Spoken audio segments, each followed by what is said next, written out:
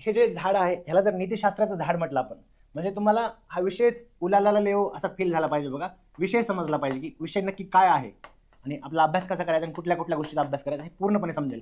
याच्यासोबतच तुमचा अभ्यासक्रम जो आहे ना, सिलेबस दिलेला, हे सुद्धा समजेल तुम्हाला की सिलेबस काय आहे आपल्या याच्यामध्ये. बरं, आता नीतिशास्त्र हे जे आहे तुम्हाला मी जे सांगितलं एक झाड आहे, मग हे कशापासून बनतं, त्याचे वेगवेगळे रोप आहे, म्हणजे हे जे मुळं आहेत ना, हे मी तुम्हाला जे सांगितलं, विश्वास असेल, मान्यता असतील, त्याच्यासोबतच मानवी मूल्य असतील, मूल्ये, मी जे तुम्हाला ओंकार भोजनेचं उदाहरण देऊन सांगितलं ते सगळ्या गोष्टी इकडे येतात बघा. त्याच्यासोबतच सिद्धांत असतील, त्याच्यानंतर निकष असतील, तत्व असतील, हे या विषयाची मुळं फॉर्म करतं बघा. ह्या गोष्टीवरनं हे मुळं फॉर्म होतात. हे सगळ्या गोष्टी वापरायच्यात मी जे तुम्हाला सांगत चालणार आहे ना आता. म्हणजे नीतिशास्त्र काय आहे, नीतिशास्त्र कशावर अवलंबून आहे, या सर्व गोष्टींवर अवलंबून आहे. हे म्हणजे या नीतिशास्त्राची मुळं आहेत बघा. हे तुम्हाला पहिला सेक्शन जो आहे याच्यामधला नीतिशास्त्राचा, तो सेक्शन म्हणजे हा आहे बघा. त्याच्यानंतर अभ्यासक्रमामध्ये पुढचे जे विषय दिले आहेत, म्हणजे अभिवृत्ती असेल, अभियोग्यता असेल किंवा भावनिक बुद्धिमत्ता, ज्याला ॲटिट्यूड, ॲप्टिट्यूड आणि इमोशनल इंटेलिजन्स असं म्हणतो.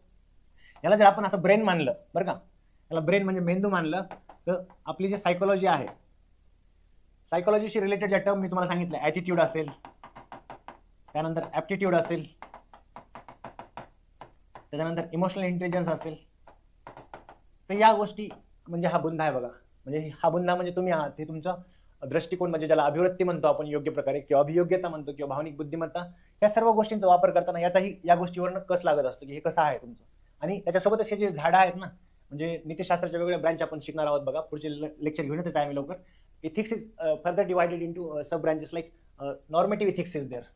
म्हणजेच काय, तर नियम आधारित नीतिशास्त्र, काही नियम ठरवून दिलेले आहेत, ते नियम फॉलो करायचे, म्हणजे तुम्ही नीतिशास्त्र फॉलो करता. म्हणजे सरकारी नियमाच्या बाबतीत म्हणता येईल, किंवा सॉक्रेटिस, अरिस्टॉटल, प्लेटो यांनी पण सांगितलं होतं की काय नियम असतील, किंवा युटिलिटेरियन इथिक्स म्हणजे उपयोगिता नीतिशास्त्र जे आहे त्याच्यावरती बघू आपण पुढे काय असतं ते. तर नॉर्मेटिव्ह इथिक्स म्हणजे ही एक फांदी झाली बघा. त्यानंतर डिस्क्रिप्टिव्ह इथिक्स, ज्याला वर्णनात्मक नीतिशास्त्र म्हणतो, ही दुसरी फांदी झाली बघा. तिसरी फांदी जी आहे ती आहे बघा मेटा इथिक्स,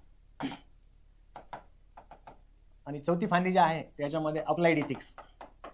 काही काळजी करू नका, हे व्यवस्थित सांगणार आहे, फक्त तुम्हाला पूर्ण विषय एका पेजवर समजावून सांगत आहे मी तुम्हाला.